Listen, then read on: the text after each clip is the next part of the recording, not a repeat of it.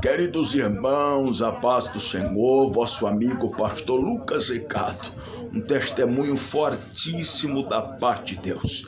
Jesus está operando. Estou aqui com o nosso irmão Inácio, nosso companheiro, trabalha aqui na Assembleia de Deus Imperatriz, na portaria, e nos deu seu testemunho hoje pela manhã, aqui no templo, dizendo que fora batizado com o Espírito Santo em 2006.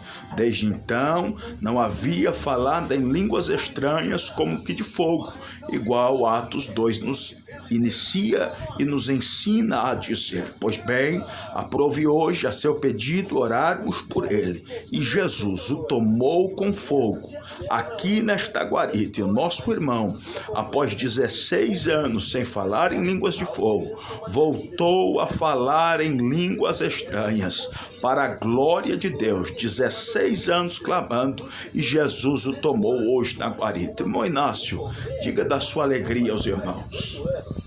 Meu pastor, a paz do Senhor, eu estou muito grato a Deus, gratificante, porque eu creio no Senhor Jesus Cristo, que eu fui batizado em 2006 e nunca mais tinha falado em mistério.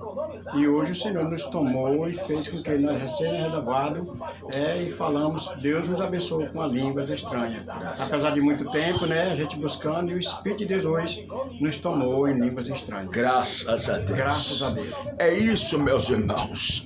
Creia, Jesus está trabalhando. O testemunho do nosso irmão possa edificar a sua vida. Jesus salva, batiza com o Espírito Santo, cura e leva para o céu. Deus te abençoe.